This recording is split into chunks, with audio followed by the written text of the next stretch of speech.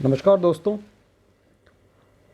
मैं एडवोकेट अमित कुमार गुप्ता अपने income tax के केसेस की सीरीज़ में आज जो केस आप लोगों के सामने डिस्कस करने जा रहा हूँ उस केस का नाम है Tirupati Procon private limited versus income tax officer.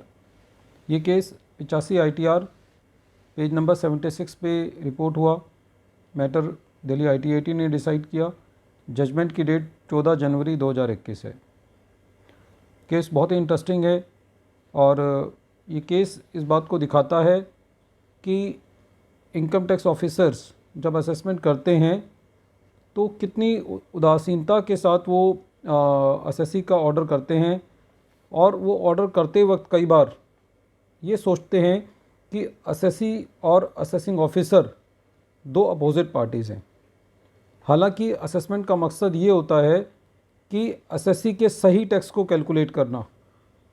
यदि असेसी ने कम टैक्स दिया है तो उससे बाकी का टैक्स लेना, और यदि असेसी ने ज़्यादा भी टैक्स दिया हुआ है तो उस ज़्यादा टैक्स को असेसी को रिफ़ंड करना। ये असेसिंग ऑफिसर की जिम्मेदारी होती है। लेकिन ये बड़े दुर्भाग्य की बात है कि जब कभी भी असेसमेंट की जाती है तो इस मानसिकता के साथ की जाती है कि हमें ज़्यादा से ज़्यादा असेसी का एडिशन करना है, चाहे वो मैटर्स पहले से डिसाइडेड हों या ना हों। कोई जुडिशियल प्रिंसिपल्स का पुरानी हायर अथॉरिटीज़ ने क्या डिसीजंस दिए हुए हैं, क्या नहीं दिए हुए, बहुत ये दुख के साथ कहना पड़ता है कि जिस तरीके से असेसमेंट की जाती है उससे जो असेसी और बिजनेसमैन है उसको एक बड़ा ही हरेसमेंट का सामना करना पड़ता है और उसको इतनी लंबी लिटिगेशन झेलनी पड़ती है कि जिसका कोई हिसाब नहीं है। बहरहाल, मैं इस मुद्दे पर आते हुए इस मैटर के अंदर असेसी ने कुछ अनसिक्योर्ड लोन्स लिए हुए थे जिस पर असेसी जो है वो इंटरेस्ट पे कर रहा था। असेसी जो है पिछले 4-5 सालों से इंटरेस्ट पे कर रहा था, लेकिन उसके पिछले सालों में कभी भी 143(3) की असेसमेंट नहीं हुई थी। ड्यूरिंग द ईयर असेसमेंट के दौरान असेसिंग ऑफिसर साहब ने कहा कि ये जो आप इंटरेस्ट पे कर रहे हो, ये इंटरेस्ट जो है वो डिसअलाउ होना चाहिए। उसका कारण ये था कि असेसिंग ऑफिसर ने ड्यूरिंग द असेसमेंट जिन पार्टीज़ को से लोन लिया हुआ था उन पार्टीज़ को 133(6) का नोटिस इशू किया था, जो कि उनका रिप्लाई नहीं आया था। तो असेसिंग ऑफिसर साहब ने ये मान लिया कि ये लोन्स जेन्युइन नहीं है। असेसी ने जो दलील दी वो ये दी कि असेसी ने जितने भी ये लोन्स लिए हुए हैं ये सारे लोन्स बहुत पुराने हैं और पहले भी असेसी जो है वो उन पार्टीज़ को इंटरेस्ट दे रहा है, और ये सारी चीज़ें जो हैं वो पुरानी बैलेंस शीट से, पुराने फाइनेंशियल स्टेटमेंट से क्लियर थी। लेकिन ईओ साहब ने ये बात नहीं मानी और उन्होंने असेसी की जो भी इंटरेस्ट एक्सपेंसेस थे उसको डिसअलाउ कर दिया। असेसी ने ये लोन जो लिए हुए थे ये कुछ कंपनीज़ में शेयर्स परचेज़ करने के लिए लिए हुए थे, जिसका असेसी जो है वो पिछले सालों में भी खर्चा क्लेम कर रहा था। मैटर जो है वो CIT अपील साहब के पास गया। CIT अपील साहब ने के सामने असेसी ने ये दलील रखी कि साहब ये लोन जेन्युइन है और ये काफ़ी पिछले सालों से चले आ रहे हैं, तो इन लोन्स की जेन्युइनिटी को क्वेश्चन नहीं किया जा सकता ड्यूरिंग द ईयर। तो इस बात पे CIT साहब थोड़ा सा और भड़क गए और उन्होंने जो ईओ ने एडिशन किया था उसको तो बरकरार रखा ही, बल्कि एक स्टेप फर्दर जाते हुए ईओ को ये डायरेक्शन दी कि आप पुराने सालों का भी केस रीओपन करें और उसमें उन लोन्स की जेन्युइननेस भी चेक करें। ये बड़े असेसी के लिए तकलीफ़ की बात थी।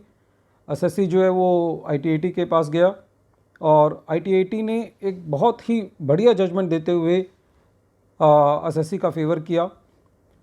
दिल्ली ITAT ने कहा कि रूल ऑफ कंसिस्टेंसी भी कोई चीज़ होता है। असेसी पिछले सालों में इंटरेस्ट पे कर रहा है और पिछले सालों में कभी भी डिपार्टमेंट ने उस चीज़ को चैलेंज नहीं किया, और इससे कोई फ़र्क नहीं पड़ता कि असेसी की सेक्शन 143(3) में असेसमेंट की गई है या नहीं की गई। यदि इस तरीके से असेसमेंट की जाएगी तो फिर तो कोई भी चीज़ जो है वो सर्टेनिटी पे नहीं आएगी। कभी भी डिपार्टमेंट को किसी भी असेसमेंट ईयर में यदि ऐसा लगेगा कि ये चीज़ ठीक नहीं है तो डिपार्टमेंट उस साल की तो उसकी एडिशन कर ही देगा, बल्कि उसके पिछले 4 साल 5 सालों की भी एडिशन जो है वो करने के लिए केस रीओपन कर देगा। तो ITAT ने कंसिस्टेंसी को ध्यान में रखते हुए, प्रिंसिपल्स का बेस बनाते हुए ये ऑर्डर किया कि जिस तरीके से एसएससी को पिछले सालों में इंटरेस्ट अलाउ किया गया है उसी तरीके से करंट ईयर में भी एसएससी को इंटरेस्ट अलाउ किया जाना चाहिए। और सीआईटी अपील ने जो एओ को डायरेक्शन दी थी कि पिछले सालों के केस रीओपन करने हैं, उसके लिए भी आईटीएटी ने रोक लगा दी। फ्रेंड्स, इस केस का नाम है Tirupati Procon private limited versus income tax officer. और इस केस के डेलिब्रेशन से हमको ये पता चलता है कि किस तरीके से डिपार्टमेंट ऑफिसर्स की ईगो की वजह से एसएससी को लिटिगेशन जो है वो देखनी पड़ती है। लेकिन यदि हमारा लॉ पॉइंट स्ट्रॉन्ग है, यदि हमारी अच्छी प्रेजेंटेशन है, तो हम केस को अपने फेवर में ला सकते हैं। इसीलिए हमको असेसमेंट के दौरान ये ध्यान रखना चाहिए कि हम जितने पॉइंट्स असेसिंग ऑफिसर को अपने हित में कह सकते हैं वो हमें कहने चाहिए, ताकि हमको अपनी लड़ाई सीआईटी अपील या आईटीएटी तक लड़ने में या आगे भी लड़ने में हमें मदद मिले। Once again I am repeating the name of the case. The name of the case is Tirupati Procon private limited versus income tax officer. और ये case 85 ITR tribunal page number 76 पे रिपोर्ट हुआ। Thank you friends, thank you.